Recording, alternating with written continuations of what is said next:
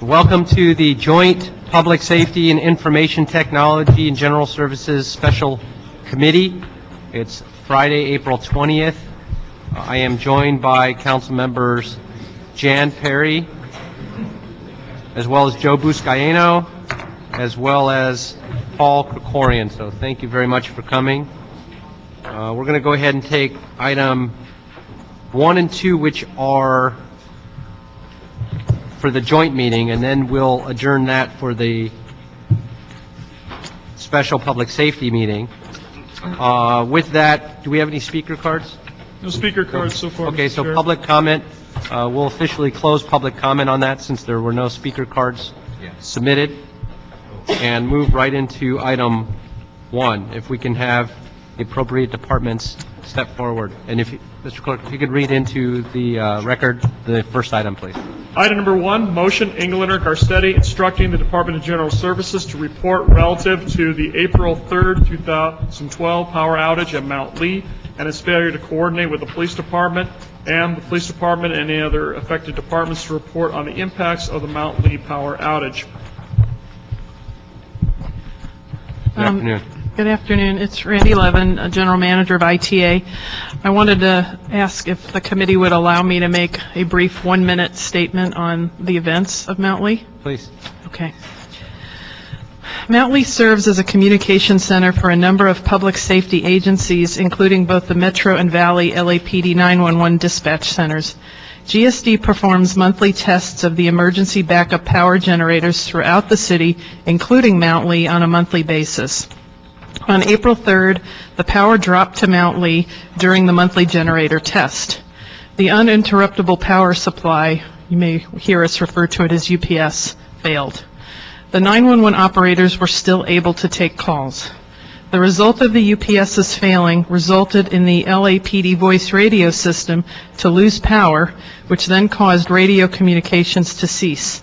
The LAPD's voice radio system allows 911 centers to communicate via radio directly to LAPD field units, which was down for approximately 4 hours. As a result, LAPD's 911 dispatchers implemented their backup procedure and called the local police stations directly to dispatch field units. Therefore, there was no visible disruption to the public.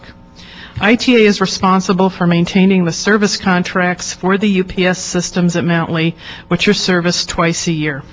ITA, GSD, and the UPS manufacturer determined that a power level synchronization problem and need for calibration most likely caused the problem. ITA, GSD, and the Bureau of Engineering has identified and implemented short-term solutions as well as planning the long-term solution. Short-term, we performed system maintenance, hired the manufacturer to perform deeper maintenance, installed dedicated UPSs for the voice radio system, and engaged an outside consultant to work on the long-term plan for upgrading the power and redundancy at Mount Lee. In addition, we will then start an evaluation of all public safety-related facilities throughout the city for power and redundancy.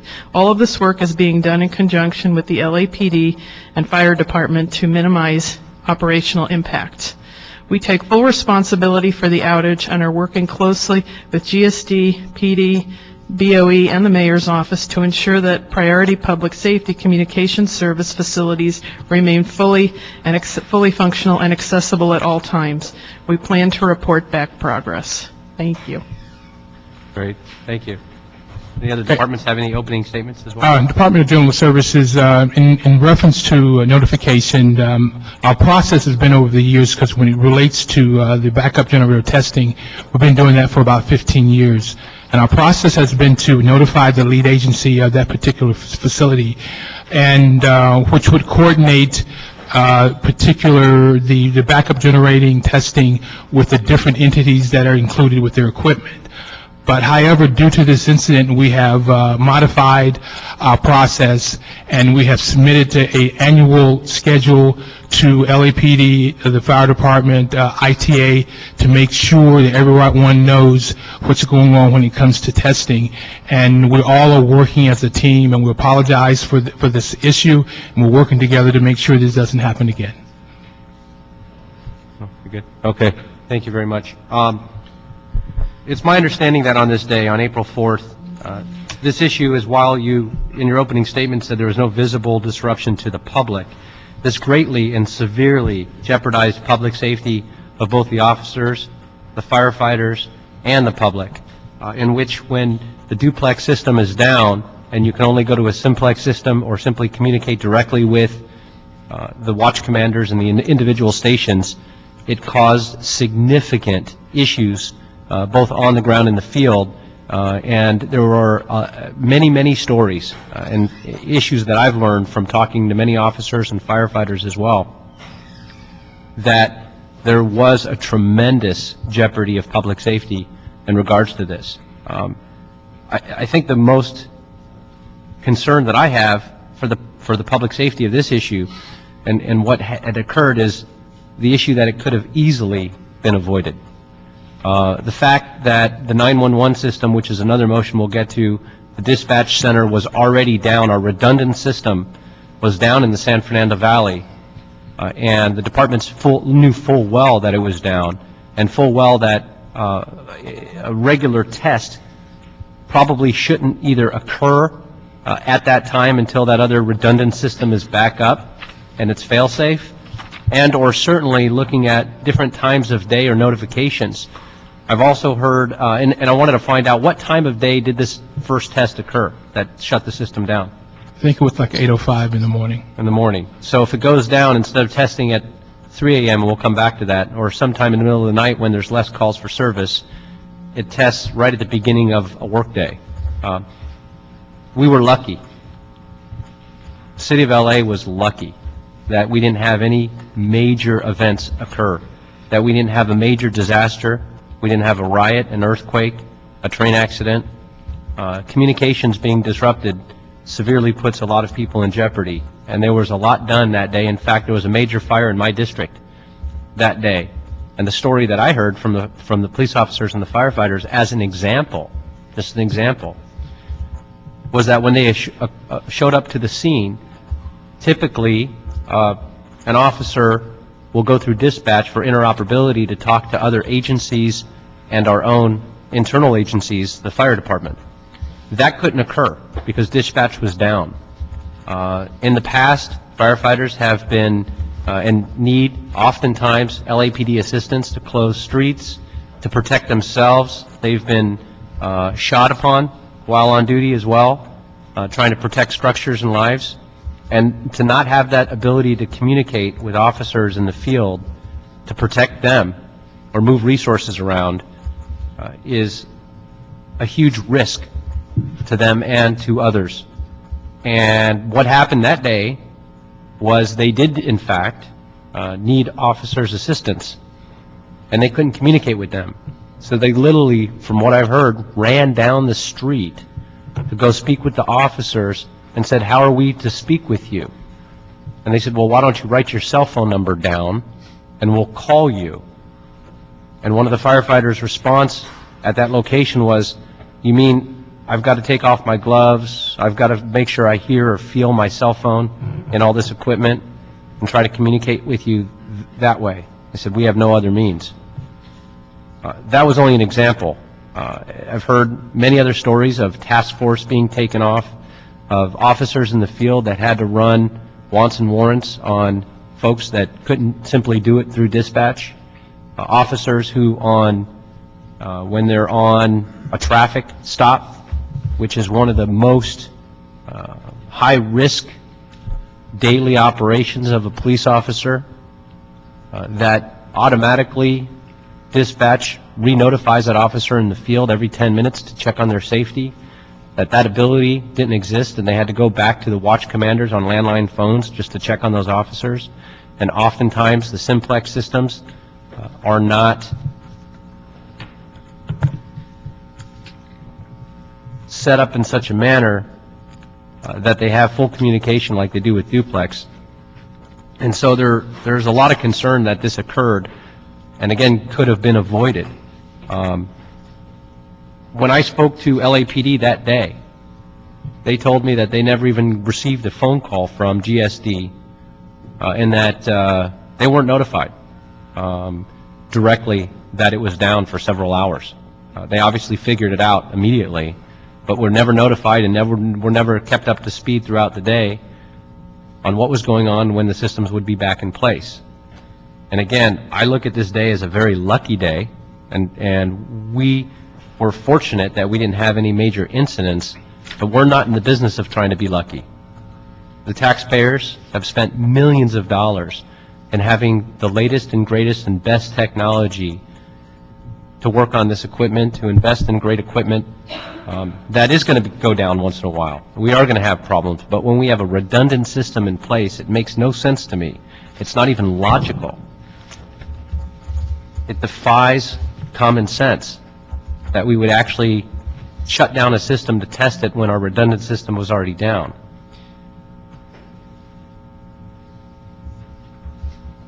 What major changes have been put in place now for notifications? What major changes have been in place to ensure that we're not testing equipment? What have we identified that of what went wrong with the actual equipment?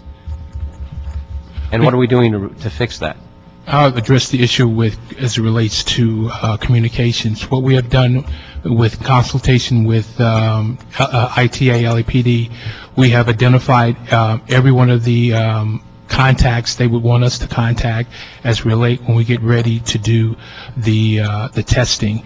We will notify them a week in advance via email, and on top of that, we will call them on the phone and also notify them. And we also have provided them with an annual schedule of the testing. And like I said, we're working together with ITA and LAPD, the fire department, all the agencies. We're working with ITA to make sure that we know all of the particular agencies that are served by Mount Lee, and to make sure they receive notice in advance. We've been talking with LAPD and to determine exactly what is the perfect time, the best time to perform those testing. And as you would say, probably a certain time early in the morning is a good time for that, and we'll work with them. And we've been meeting, I think, 2 or 3 times a week to make sure we have coordination. And on top of that, we've brought in a consultant to work with us to coordinate all this, to make sure we have a good plan to make sure that this issue is addressed. When it comes to the issue of the UPS, I think Randy can give you more details on that. What I can't figure out is, in a day and age, particularly post 9/11, in a day and age where we have terrorist threats, in a day and age where we have major incidents, in a day and age where, and in my district, it's the epicenter of disaster, where we have annual fires, where we had one of the largest train accidents where 25 people lost their lives, and we had major response from all different jurisdictions come in. In a day and age where we know communications is absolutely the most important thing to ensure safety of the public and our sworn personnel on the ground, how could something that could have been avoided so easily have happened when we're saying, well, we're making all these changes now? Why wasn't it discussed? We're sitting here instead of in front of a congressional panel asking why we lost so many firefighters and police officers. Thank God that didn't happen. Thank God we didn't have a major incident. And so we're sitting here instead in City Hall saying, well, what are we doing to fix the problem? Thank God we're not on the cover of every major story in the world talking about the fact that we lost so many lives because a UPS system went down. That's inexcusable. Lives were put in jeopardy in a major, major way. And to sit here and say, I'm sorry, we're going to create emails and phone calls to ensure it doesn't happen again, is ridiculous. And it's insulting, quite frankly. I'm going to turn it over to my colleagues for questions, but I want to bring up the police department after that and the fire department to talk about issues that they encountered and things they had to resort to as backup systems, as going back to paper systems, as trying to figure out where their personnel were in the field and how to track them and communicate with them, and ensure that this doesn't happen again. So with that, I know Mr. Buscaino has some questions as well. I'll turn it over to him first. Thank you, Mr. Chair, and thanks for your leadership on this issue. I'm completely puzzled the fact that the agency responsible for communication did not even communicate with the police department on this issue. You know, I just go back to my my experience sitting in that roll call, and officers shaking their heads saying, "What the heck were they thinking at City Hall?" Well, they is us. They is me now. And just alarming, completely, literally alarming. I wanted to ask, if I may, how many times has a UPS failed in the last year?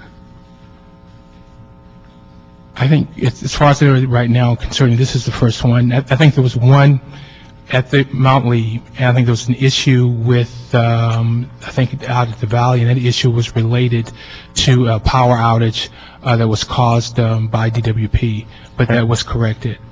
And This is not a behavior, it's not a pattern of failures, right? no, it's not. Okay. And last question is the equipment, how updated is the equipment? When was the last time we updated it? The UPSC can tell you more about that. It's 5 years old. It's has a useful life of 15 years. Okay. It was tested, we test it monthly, but the last maintenance was 6 months ago, and it is biannual maintenance, and so that did occur. Okay. Thank you. I just three quick questions. So, has there been a formal determination about why UPS failed? Does anybody know that yet? No, we don't. What we're doing is on Wednesday morning, we are having the manufacturer come in as a coordinated effort in the middle of the night, and they're going to actually take it apart so that we can determine whether or not what we believe is the cause is the actual cause. So, I think the system was tested yesterday morning. Am I right? That's a different issue. That was the Valley Dispatch Center. Okay. I can let Tony talk about that. All right. Councilwoman Perry, Yeah. my knowledge is that we'll actually, on Tuesday, is where we'll be testing. I'm sorry, Tuesday. Yeah, You're right. just want to clarify. Sorry. Okay. Tuesday.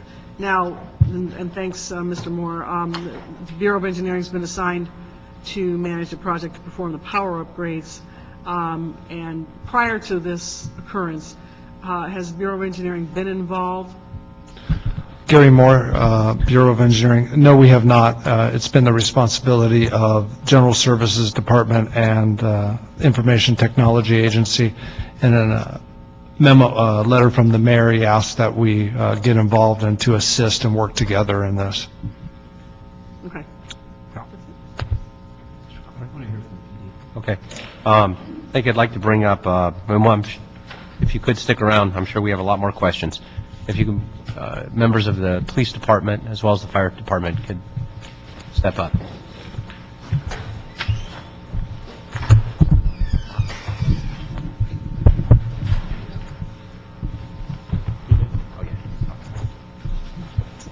Good afternoon. Good afternoon. If you could just state your name for the record, that's all. Joel Justice. Commander Regina Scott, Assistant OIC at Information Technology Bureau. Great, thank you very much. I understand if we have outages, if something severe happens, we have plans in place to move PSRs directly to the stations to work with the watch commanders and the area captains, patrol captains. Do you know if that was done on this day? Did we actually have the PSRs go to the area stations? We did not. The procedure you're talking about is used when the 911 system goes out, and the areas have to answer the 911 calls at the divisions. That's when we send the PSRs out to the areas. When the radios go down, we still have the ability to take the 911 calls, and how we dispatch is we call the areas and we give them the call over the phone, and they dispatch on their handhelds. If it's a non-emergency call, we send it to them on their ACCs, their computer systems. And do you know if on that day there were task forces out in the field that, since dispatch was taken down, were removed or closed down for the day, those task forces? None that I'm aware of. Okay, I've been told directly, and I can name the task forces, but since it's a matter of public safety, I'll share those privately with you. Okay, But if you can research that, I sure will. I understand there were several. Okay. And as an issue of any officer safety, what kinds of things were jeopardized with the delay in having to reach out directly as a means of landline phones and not having the direct contact with officers in the field? What happens is there's a delay in the 911 call being broadcasted because we have an extra step that we have to use to get that call out to the officers. It's not just as easy as broadcasting. We have to call the station, and then they have to broadcast the call. So we're talking, usually, if it's just one area, we'll keep an open line of communication. We'll keep them on the phone. But since it was all the areas, we don't do that because it's too difficult to do that. But what we do is we call them, and we call them on an inside line, so that way, generally, those lines are open. And so there is a small delay. The other officer safety issue, as you know, is the simplex lines sometimes don't reach to the far corners of the divisions. But other than that, I think things ran very smoothly. And they did, and LAPD did a fantastic job. Yes. And again, because we had no major incidents, it's one call at a time versus having all those multiple communication opportunities with different dispatchers. Correct. Okay. With that, what kind of notification did you receive, and did the watch commanders receive when the system went down? Who first discovered in LAPD that the system was down? My watch commander. Your watch commander? Yes, sir. So it took a watch commander to discover the system was down. Actually, I should say the PSRs noticed first and notified the watch commander. Okay. So when GSD, who was responsible for working on the equipment that went down, it wasn't the first call to make to LAPD saying we've got no communication, dispatch is down. It was the watch commanders figuring it out. It sounds like that problem is being fixed, or at least there's a new process for that. It just shocks me, quite frankly, that wasn't in place before, and it took watch commanders and others to try to figure it out, and then they had to figure out what incidents they were at, I would take it, and as a result, what did they immediately do to figure out where their officers were? Was there any immediate action by the watch commanders to communicate with the officers in the field? Did they do anything unique to bring officers either back to the division or over-the-air roll calls? No, there was none of those. Okay, because I heard those. I'm not calling you a liar. I'm saying people perhaps didn't share all the information with you. Actually heard Code Alpha back to the station, all officers out in the field right after the system went down. I also heard on over-the-air broadcast for roll calls. Also heard throughout the day that not only were they canceling the task force, but because of the disruption in communications, requests for cell phone numbers because of simplex issues and other issues. So, and those are just the things that I've heard firsthand, not from officers, but over the radio. And so I'd love to get a report back, if I could, from you on exactly what kinds of things were done. Perhaps police department, if we, and I'm sure we do have policies that when there's a communication failure that immediately occur, what do we do? And I'd like to see those shared with this committee as well. And I appreciate it. LAPD truly did step up to the plate and shined with their backup systems and training. Well, the PSRs. And the PSRs as well, and the watch commanders and area captains did a great job. So my compliments. And again, thank God we didn't have a major event. Ms. Perry had some questions as well. Oh, I did mine. Oh, okay. Yeah. Mr. Corey? Okay. Thank you very much. Appreciate it. And if we can ask fire department to please step forward. Thank you.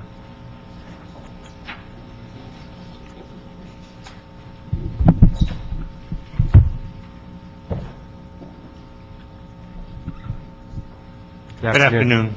David Yamahata, Chief Deputy Emergency Operations. I have here with me Captain Yogikas from our dispatch center. If you have anything specifically or looking for what the impact was on that particular day for us.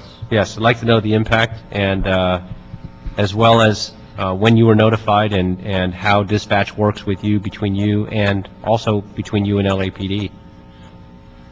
Fortunately, on that particular day, from the Metro Fire Communications Dispatch Center, we did not have a significant impact from our ability to continue to process 911 calls and dispatch resources. Where we did see a slight delay was in our communications to LAPD, to their call center. Normally, on occasions, there are situations or incidents in which we need to make notifications to the LAPD, their dispatch center, requesting officers for traffic accidents and other type of incidents. What we experienced early on when this problem happened was that it took a little bit longer to get through to their dispatch center. I'm not sure exactly why, possibly because of the issues that they were having at their communications center. It took a little bit longer for them to answer our calls. For us, we have the ability to increase our number of dispatchers, our search capability. So in doing so, it just required us to bring some additional call takers to continue to answer the 911 calls that were coming in and continue to dispatch our resources out to emergency incidents.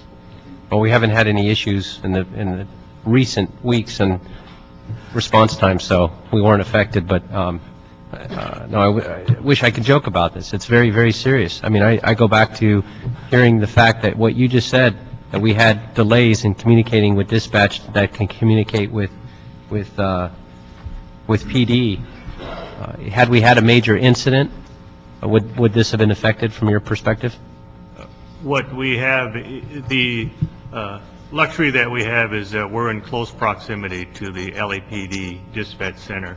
And if we did see a significant impact in terms of our ability to communicate via telephone, a ring down line or whatever with their communication center, we have the ability to dispatch some individuals from our dispatch center over to their dispatch center and communicate via radio. Now, I understood that some of your computers were down that day as well, is what I was told. I don't have that information. I'm not sure. I'm not aware of that either, sir. Not aware of that? No. Okay. We can check on that, but as far as I was told, that was not the case. Can you check on that and report back? Yes. It was Chief Vidovich informed me of that directly, in fact, that you did experience issues that day, that he would send somebody here to this committee this afternoon to let us know that public safety, in fact, was jeopardized, the fire department, in fact, was jeopardized, that some of the computer systems were affected, and I'm sorry he didn't share that information with you. No, he didn't. And again, when we talk about public safety, again, because of our inability to communicate with the LAPD, if in fact we did have a firefighter needs help call that we needed immediate LAPD response, that would have been delayed. Fortunately, again, during that time period, we were fortunate that that type of incident did not. What occurred at the major structure fire in Chatsworth at the Arrowhead plant that day? I don't have that information. I heard you discuss that incident. If I can get that information from you after the meeting's over, we can do some research and report back to you on that also. Okay, thank you. Okay, if we can ask the department then to come back up, GSD and ITA. I guess engineering as well. So apparently we have 3 departments that are now in charge of UPS systems. Who's the lead department? Who's the lead agency? Because I'm also looking at, and I'm just trying to get to the bottom of how we do notify. There's an EMD, Emergency Management Department, bulletin of a Mount Lee preventative maintenance memorandum dated April 19, 2012 for the 24th and 25th of some testing that's going to be occurring. I'm not sure if this has been coordinated directly with the 3 of you. This is a 4th department that seems to now be involved. Who is the lead department and responsible for the UPS systems? Randy Levin again, ITA. We are responsible for the UPSs at Mount Lee, and what we're going to be doing is migrating that responsibility to GSD because they maintain the majority of the UPSs in the city, and I think it's a better delineation of skill sets where they do power and we do communications. And so I think this was a historical way that we did business because we staff the site 24/7, and so that our staff took ownership of, some of the equipment up at Mount Lee because they were actually there. But I think as part of our long-term plan, we're going to transition that along with the actual manufacturer that we did a contract with to GSD. And on item, and I think I said earlier we're going to take 1 and 2 together. On item 2, how long has the Valley Station Center been down? I think if we can, I think LAPD can give more information on that, because I think we were involved for a week or two because we were doing some preventative maintenance that had been scheduled months ago. But the last week or so concerning the reason it was being closed, I think LAPD can give you more details on that. Well, who was doing the work?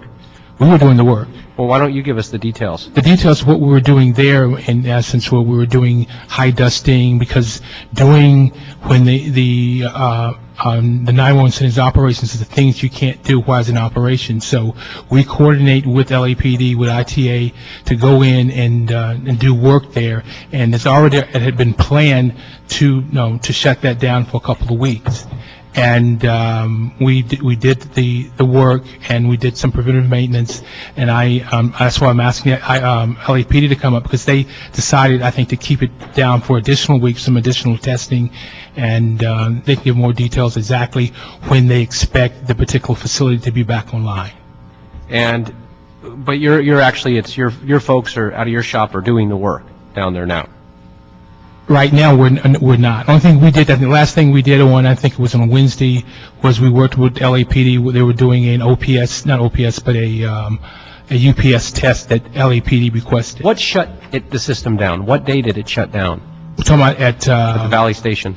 The incident that we had concerning the power outage happened on March 31st. There was a DWP power outage. The UPS and the backup generator worked perfectly. There was no issues with that. When the power was turned back on by DWP, it caused some issues with the UPS, which was fixed. And LAPD made the decision that because they already had pre-planned to do the different preventive maintenance, that they would shut it down effective on, I think, April the 2nd. If we can bring this is confusing, LAPD to the table and talk about why the system's down and why it's not back up. Good afternoon, Maggie Goodrich. I'm the CIO for the LAPD. So Saturday, March 31st is when we experienced the power loss. The generators did kick in. What I was told was that there are two sides, basically, as far as the power is concerned. It's split into a side A and a side B. Side A failed.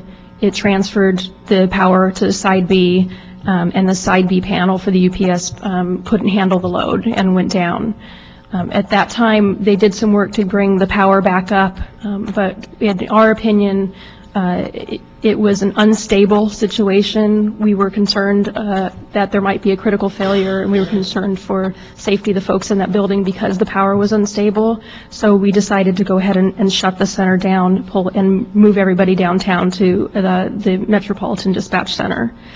On the following Monday, which would have been the 2nd, I believe, of April, GSD fixed side A, and the panel for side B had to be ordered, and eventually they got all of that back up that Monday night.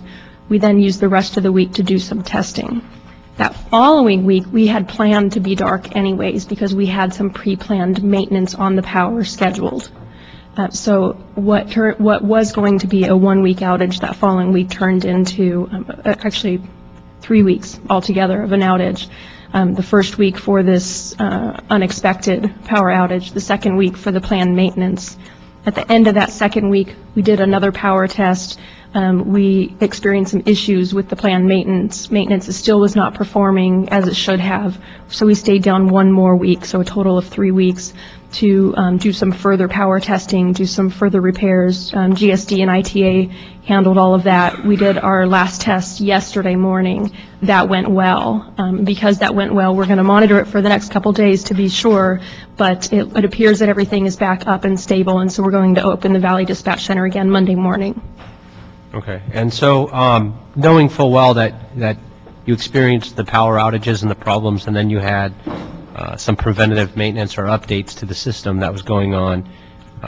First and foremost, this is the redundant system that we're supposed to rely on if Mount Lee goes down or if Metro goes down, actually. This is our backup center to Metro. This is our backup center that is always also in operation 24 Correct. hours We run a day. both of them simultaneously. Okay. So, if that's the case, were you notified of the risk and when they were going to be testing at Mount Lee to staff up and move all the PSRs, or at least notify all the watch commanders that this could occur? They were testing at Mount Lee. No, I was not notified of that. And this is my concern, that again, going back to this, that it's great moving forward, but we could be sitting here talking about a lot of property and lives that we risked because nobody was notified. That's inexcusable. And I think somebody needs to be held accountable to that. Somebody needs to step up instead of pointing fingers and saying, well, we just didn't know. We thought they were doing it or somebody else was doing it. We've got 3 or 4 different departments doing it. And nobody notified LAPD or LAFD. I believe there's other agencies that were also not notified, failed to notify CHP. From what I've heard from CHP, Sheriff's Department was never notified, even after the systems were already down. And interoperability is obviously a problem here in Los Angeles, but we also have mutual aid, where we rely on dispatch to communicate with other agencies in the event of a major issue. The fact that, we didn't have a major issue, we were lucky. With the Valley Station Center being down, and during this time period, what did we do with all the PSRs that typically work out of there during this 2-week or 3-week now time period? They work out of the Metropolitan Dispatch Center instead. They were all relocated to Metro. Correct. Okay, and so then when Metro went down, were they sent home? No, as Captain Justice mentioned earlier, we were still able to accept the 911 calls, so they were all still working in the Metropolitan Dispatch Center. Right. Okay. They just weren't able to communicate over the radio. Thank you. Sully? Yeah, thank you. What are the short-term and long-term effects of not having this critical dispatch center online? Well, I think the long, you're at the one station, you only have 80 consoles. So if something comes up and you needed to use more than 80 consoles, then you're stuck with that. If something happens to the MDC, we would be in survival mode. And at that time, we wouldn't have a place for the PSRs to even use the MDCs to either track the radio calls. We would truly go into the red card, blue cards, and we would have to track everything manual. We would have to evacuate the communication center, send people to the divisions, switch it over so the 911 calls would have to go to the stations because we would not have a center to dispatch if that happened. Just an opportunity for me to publicly thank the PSRs. They are definitely our lifeline to the officers out in the streets, and they go through a lot.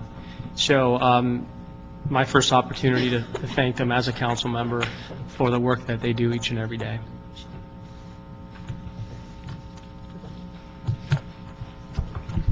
Mr. Cornyn. Ms. Levin, did I understand you to say earlier that the UPS system has a 15-year useful life? That's correct. Okay. And these we're 5 years in, and there's been a regular maintenance schedule that's been maintained over those 5 years? That's correct. Okay. So have we taken any steps to determine whether any other Liebert system has experienced such a malfunction anywhere else that they contract with in the country that they provide those systems to? We don't maintain those. Actually, those UPSs, I believe Tony does, but I don't think that we've seen, they periodically fail, but I I have not recalled that we've had many problems with them. And what we do on a monthly basis when we go out, especially all of the public safety facilities, we do monthly testing and we check our equipment. And I said with this particular situation, we have asked for, I think in the budget, for additional $1 million, close to $1 million, to address those issues. And also during the mid-year, we asked for another $250,000 to go out. We're making sure all our backup generators and our UPSs are working in proper order. Right. Well, I guess I'm getting to a little different point, and I see the city attorney's office is here, and maybe this is a more of a private discussion that we should have, but in the interests of holding responsible parties accountable, if you have a provider of a system that has had a serious failure, one thing that we're going to want to look at is whether or not the product that was sold to us was a problem, and whether or not somebody else outside the city ought to be held accountable for the related costs that came from that failure. Yeah, I would like to just clarify something for the council members. The contract that ITA has was with a third party to do the maintenance of these UPSs. The third party was not the manufacturer. Right, but I'm just trying to clarify. And all I want to say is that Liebert was the manufacturer. Right. Okay, so we're all sitting here today, though, we don't know whether it was a failure of maintenance or a failure of the product. That's correct. Okay. So what I'm saying is that I want that to be explored so that we can determine whether this is a city responsibility or the responsibility of a third party when it comes to corrective costs. Because I've read here in the report that Liebert has been conferring with the departments and believes that some corrective work will correct the conditions. That's good, but if Liebert, and I don't know whether they do or not, but if we find that they have had similar problems elsewhere, that would be instructive and informative, obviously, to us, and whether we should or should not take their word for it that their fixes are going to resolve the problem, number one. Yeah. Number two, Gruen, the electrical engineer, is consulting with you and has, in fact, entered into a new contract, as I understand it, for upgrades to the system. That's correct. I'd like to know that we've at least considered whether what Gruen's role is or was not, or is or could have been in this failure before we're entrusting them with the responsibility of upgrading the system. So have we evaluated that at all? We need Bureau of Engineering to join us. Okay. Mr. Moore? The firm Gruen was just hired 2 weeks ago. They have not been involved or associated with anything to do with this electrical system. They've been brought in to assist the city in looking at the problems. Okay, so they were not part of the original design? No, they were not. Okay. They're here to assist us in getting them back online. Okay. Very good. Thank you. Mr. Chair, if there's going to be a report back on this, I think it would be helpful if, as you continue to do your diagnostics and as you continue to determine, systemic sources of this problem, I think it's important for us to know what role those whatever the third-party contractors were, may have had in this as well. Okay. If we can add that to the report back then, please. Thank you. Just a couple last questions that I'd like to see in the report as well, but how many hours was the system actually down? How long was Mount Lee down? What time did it go down? I think power-wise, I said it went down probably 8:05, and then power was restored within seconds. The power was. Okay, how long was the system down, inoperative, for dispatch? The LAPD voice radio system was down about 4 hours. About 4 hours? The reports in the field are 12 hours. What's the discrepancy? Personally, I don't know how they got to 12 hours, but what I can tell you is that it took 4 hours to restore the voice radio system. At that time, we had about 67 of the consoles operational in the Metro facility. There were I think 13 that were inoperable that had to have further maintenance. That did take another close to 48 hours to repair all of them for them to all be up and operational. Okay. Because the reports from the departments have been 12 hours that they were down. We have all the logs of, all of our technicians that worked on everything, and the best that we can determine is that like I said, the voice radio was up within 4 hours. We had And, a portion of it was up Yes. within 4 hours, Mhm. and it was fully restored in 48 hours. yeah, the consoles that were unoperational. And I can clarify if you'd like. The servers started back up, or came back up in about 4 hours. But then on the dispatch floor, we have to boot up each console essentially one at a time. So that took some time. So that's probably the extended time you're hearing about. By the end of the day, on the 3rd, the day of the incident, we had all but 17 of the consoles up and running. It took another about day and a half to get the remaining 17 back up and running. Okay, so what I'm hearing is it was really until we were back up and operational, and that includes our 911 center in the valley still being down, because it's still down. The primary was down for a day and a half until we were fully back up, That's correct. fully restored. Correct. Correct. In the valley, I understand, so it was stated we were down for 3 weeks. Who is responsible for turning it back up? Who's turning it back on, and who makes that call? It's a collaborative effort. GSD obviously does the work, in particular to the power itself, any of the electrical work. ITA and LAPD resources work together to then go through the entire server room and make sure that every piece of equipment is functioning properly. We have to bring each server up, test it, test the the diagnostics. application. Yes, so we do that together, and that's what we spent all of yesterday doing, again, was verifying that all those servers and applications are running as they should be. How often, how many days a week do we have folks working on it to get it back up in the last 3 weeks? What days are they there? Is it 3 days a week? Is it 7 days a week? I think our staff has been there pretty much every single day. You think pretty much? Can that be part of the report? Can you let me know specifically how many staff we've had down there and when? Because I'm hearing conflicting reports. Okay, no problem. Okay, I appreciate that. And I want to treat it as a first priority, so again, we have a baseline in place that if, should this occur again, or when one of the systems are down, that it becomes a priority in the city, that we have staff there working around the clock to get the systems back up. Public safety being our most important responsibility and core function of the city of Los Angeles, we've got to ensure that the communication systems are operative. I've heard other stories of often in the last 3 weeks only having 2 members there, and never on Saturday and Sunday, and only regular hours, and from the PSRs down there saying, if this is a priority, why aren't they down here with staff getting the systems back up? So that's why I'd like it back in a report if we can see that. Thank you.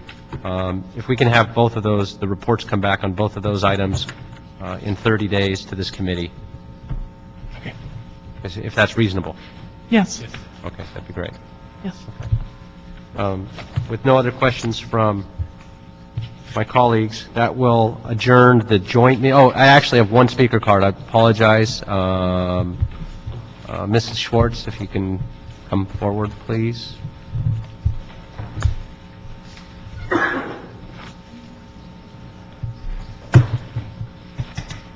Hello. My name is Sarah Jane Schwartz. I'm president of the Hollywoodland Homeowners Association. I'm here to speak about the cavalier attitude the city displays towards the Mount Lee facility. This facility, which is responsible for important safety and communication equipment, has thousands of gallons of gasoline stored there, sits on a tinderbox in the midst of the most dangerous categorized fire zone. To get to this facility, other than by the air, you have to travel through Hollywoodland, a historic area with infrastructure over 100 years old, consisting of substandard, extremely narrow, winding, hairpin streets. The streets are so treacherous that the city has chosen not to use them for construction trucks and go the back way through the park. The streets are so treacherous that several years ago a resident died in a house fire because the fire trucks could not reach him in time because of the cars parked on the streets, and the city now has Red Flag Day parking, which only covers a few days out of the year. All of the recent influx of tourists that city representatives encourage to flood our neighborhood. They clog the streets in areas adjacent to Griffith Park that block access of the emergency equipment to Mount Lee and other areas. We have dozens of photos and film. They also illegally smoke in this highly combustible area. We have dozens of photos and film. Each one of these illegal cigarette butts could have been a fire. The park rangers, when they're available, because they're stretched so thin throughout the entire park, are constantly shutting down entrances to the park because of the out-of-control number of tourists. The narrow road which goes to the top of Mount Lee, which recently had emergency repairs on it, is on borrowed time and is in horrible condition. The water pumping equipment on the top of Mount Lee is also antiquated. Go ahead and finish your thought. Thank you. 2 weeks ago, we opened the newspaper to find out there had been a contest encouraging people to come up and touch the sign.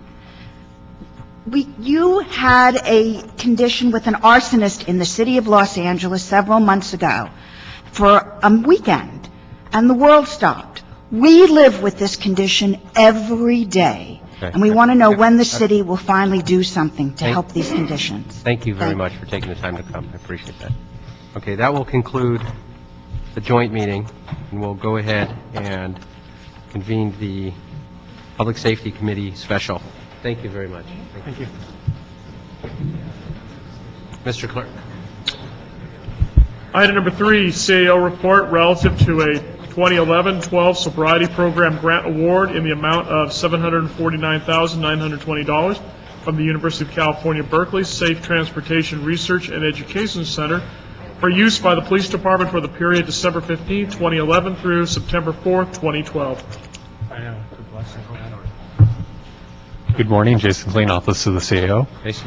Our report. Good afternoon. Good afternoon. Sorry.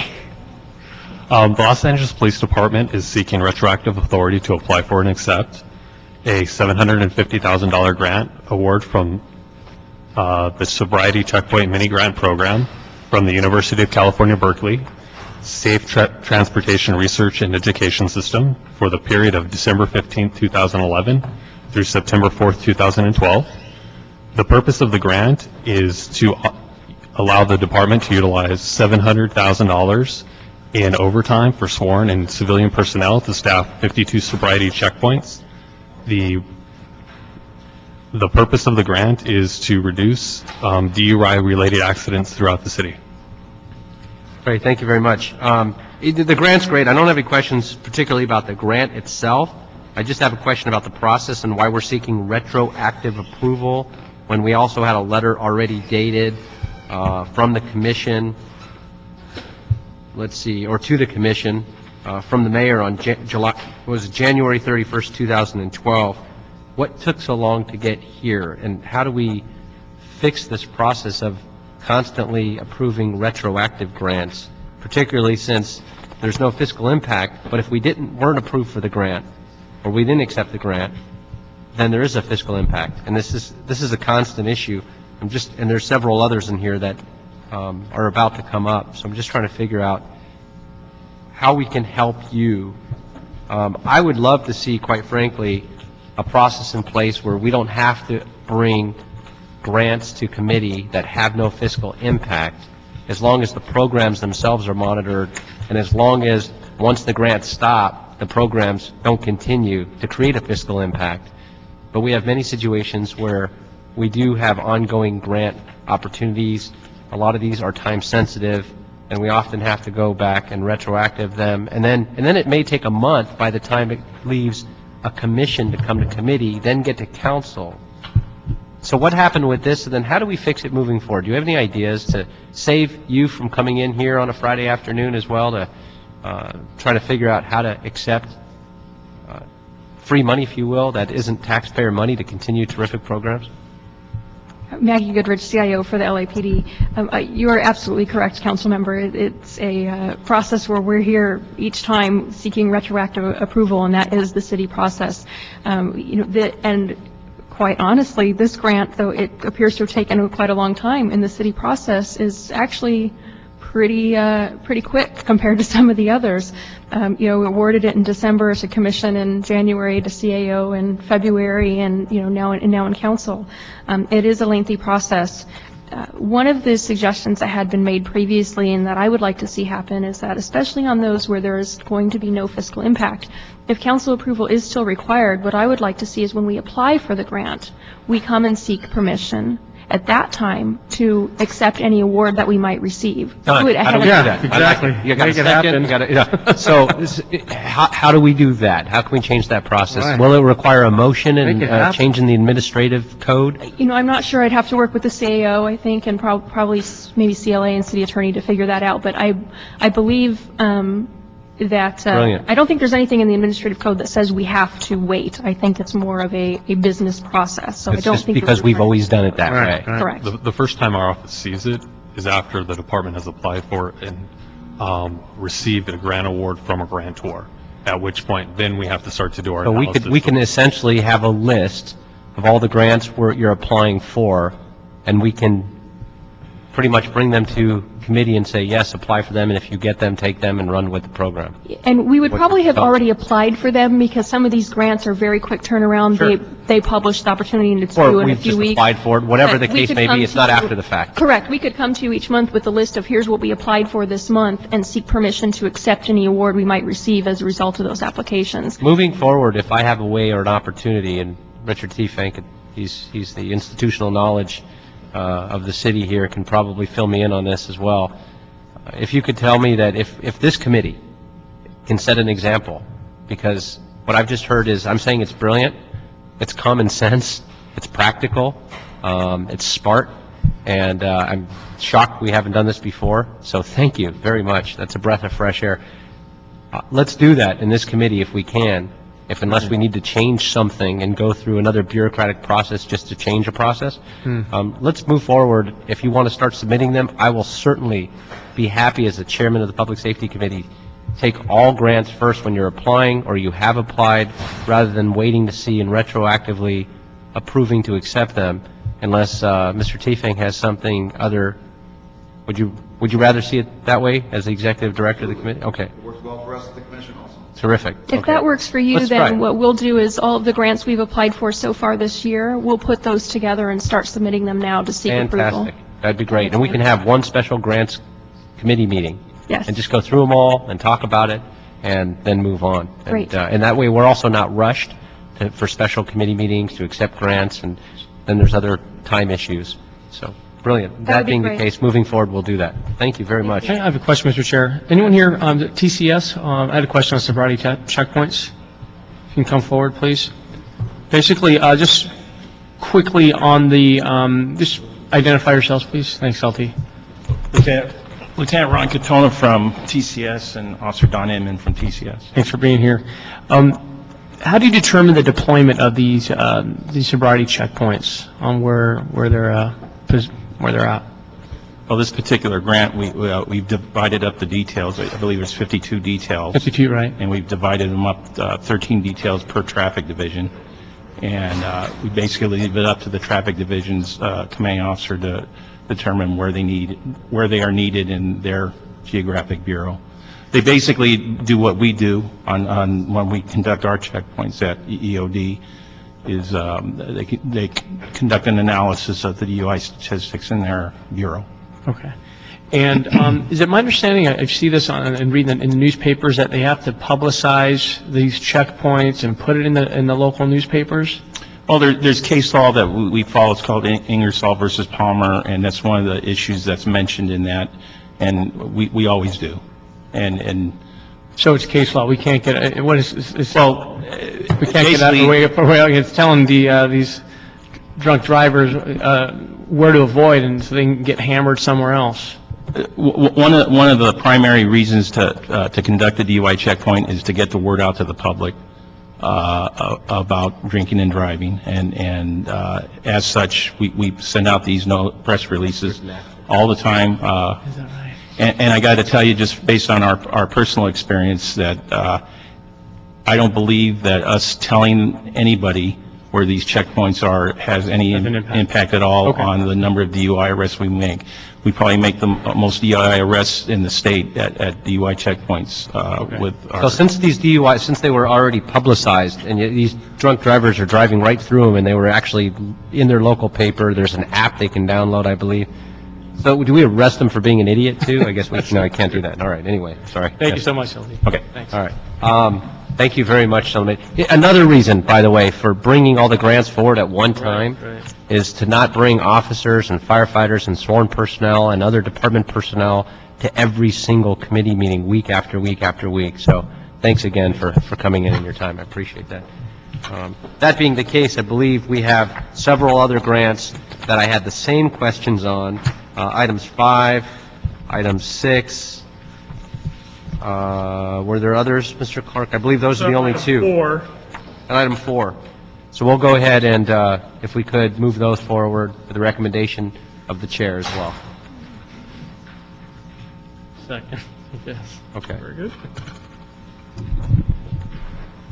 I believe that takes us to item 7, and I'm going to turn that over to my colleague to lead us in the discussion. Thank you, Mr. Chair. Thanks for allowing us to hear this item in Public Safety Committee today. If I can call up Captain Ann Clark, representing the Patrol Division of Harbor Area. Thank you for being here, ma'am.